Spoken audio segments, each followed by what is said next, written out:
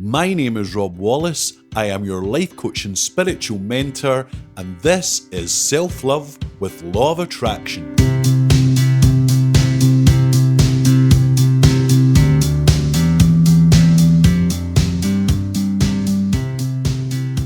Hello, beautiful people, and welcome to Module 17 of your Self-Love and Law of Attraction course. Folks, we are sailing smoothly through this course. Can you feel it? You're almost at the end, and I'm so happy for you.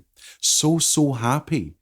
Now, folks, today's topic is going to be called sex magic. Some of you have breathed in shock horror. But what is Robert exactly talking about?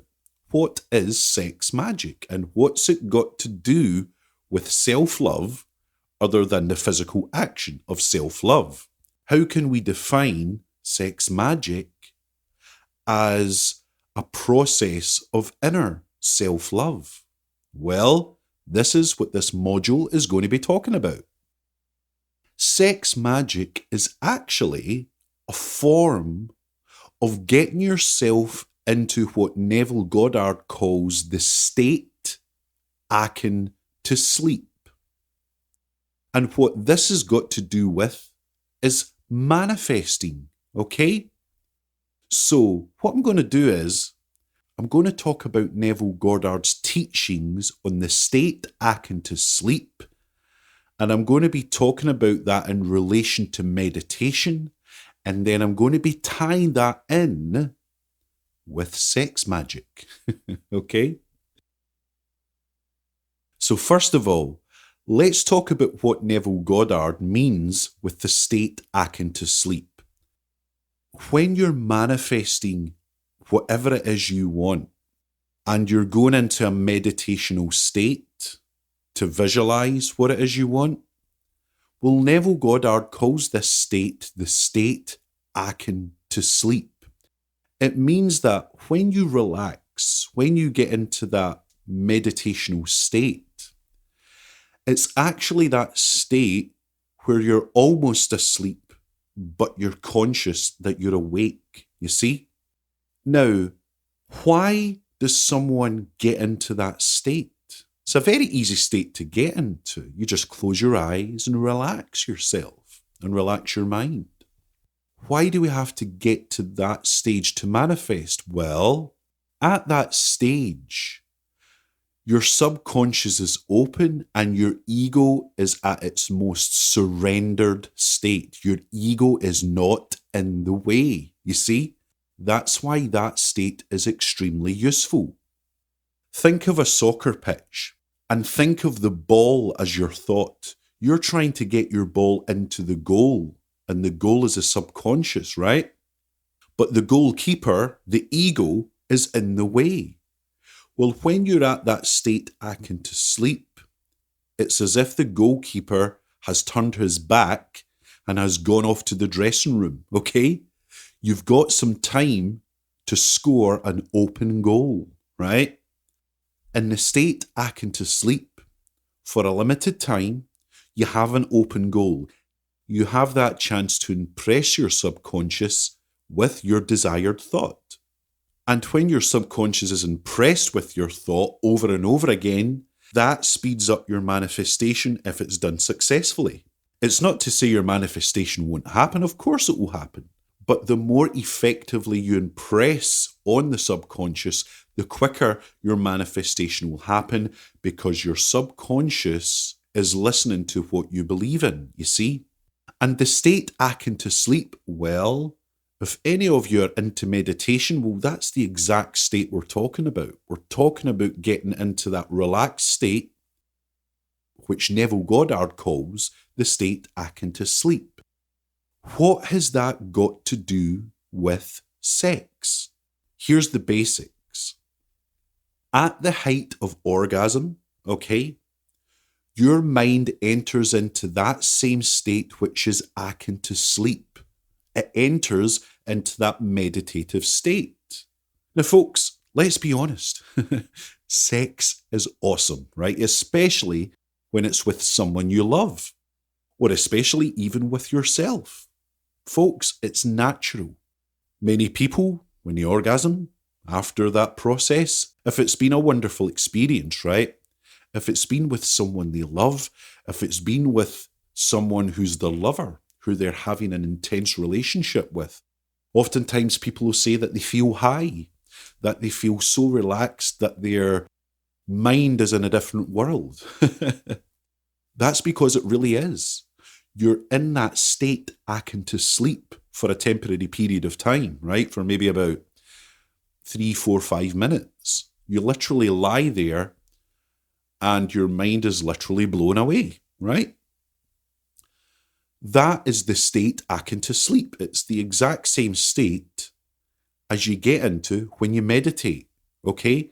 And when you're having sex, it's at the height of orgasm where that state akin to sleep starts, okay? It's when the ego moves out of the way, that is, the ego surrenders to blocking your thought from the subconscious. Basically, you have an open goal. The subconscious is open and you have an opportunity to impress the subconscious with your thought. Some of you who are taking this course might be very well versed in this practice, okay? But for those of you who are not, what I've just done is I've given you a very clear outline of how it actually works, okay? At the height of orgasm, what you want to be doing is you want to be prepared. You want to have something to focus your mind on, okay? It could be a visualization board. It could be the one object that you're wanting to manifest, whatever it is. At the height of orgasm, you start to focus on that image, right? You just simply bring it forward to your eyes with your hand, have a photograph of it, and then just stare at that image. If you're good at visualization, you could close your eyes and visualize. You can actually go into that meditative state and visualize inside your imagination, whichever works for you, right? But just be prepared, because at the height of the orgasm is when you want to start meditating, right at that moment. Now, what does this mean? Do you do it yourself or do you do it with a partner? I would only recommend a partner if they're on the exact same frequency as you in regards to what your desire is. I would not recommend a partner who is less than on the same frequency as you, because this would defeat the purpose. I highly recommend that you do it through self-pleasure, okay? Now, I'm going to give you little tips on how to go about the actual self-pleasuring stage. It's not going to be much different from how you've done it before. I'm going to try and give you a little tip in regards to a productive way to approach self-pleasure when it comes to manifestation, right? And here it is. I'm not saying if you look at porn, it's not going to work, right? It's completely your choice. I personally don't care, right? Whatever you do, right? In terms of the self-pleasuring process, right? Pre-orgasm stage, you can do whatever you wish. I'm only going to give you a few tips, which I think are more constructive. I don't recommend you look at any sort of visual aid at all during the self-pleasuring process, and here's why. It's got nothing to do with morals. It's nothing to do with that, right? It's to do with when you look at a visual picture to stimulate yourself, you're not using your imagination. And this is all about using your imagination, right? So if you're going to look at a video or if you're going to look at an image, it defeats the purpose of you creating with your imagination. What I recommend you do is that you completely visualize whatever scene it is you wish to see in your own mind, right? Do that. Visualize the lover, whoever it is, whoever it may be, visualize that lover. Create your own lover in your mind. The reason I'm telling you to do this is because A, you're exercising your imagination, and B, it's awesome. Okay? Because when you think about it, instead of you searching through video upon picture, if you can actually get used to using your imagination, you can call up the person who you desire at that particular moment. Because let's face it, at one time you might desire a particular person, and another time you might desire a completely different kind of person, right? Well, within a second, if you can really exercise your imagination, you'll be able to easily create a scenario which is very pleasuring to yourself in a second from your own mind, right? And this is going to help you manifest better when it comes to you manifesting the life of your dreams, because you're going to become so adept at imagining and visualizing that process is going to become second nature to you. So do you see where I'm going with this, folks? It's got nothing to do with morals. This here, what we call sex magic, is a productive way all round. It's a seriously fun, productive way for you to conduct your sexual activities. Because A, you're going to absolutely enjoy it. And B, when you learn to use your imagination and not look at photos or videos, then what you're going to create is a much, much, much more intense feeling. I'm just going to put it out there. I know through self-experience. Okay? When you learn to use your imagination, it is a much more rewarding experience. It's a much more loving experience, which is what this course is all about. It's a much more loving experience because you're not having to adopt some aggressive experience through a video. You're not going to have to adopt the aggressive nature of the pornographic industry. Because let's face it, it's quite aggressive sometimes. If you're into that, I ain't judging you. You know, all power to you, all right? But for the most part, people want a loving experience, both gentle and intense. They want a whole mixture. What they don't want is a violent experience, right? Most people want a loving experience. And so you can do that through your imagination, and it's much more powerful if you do it through your imagination. And here's the benefit if you do it through your imagination. If you're manifesting a lover, if you're manifesting a partner, right, you can imagine a sexual scene with that partner in your imagination.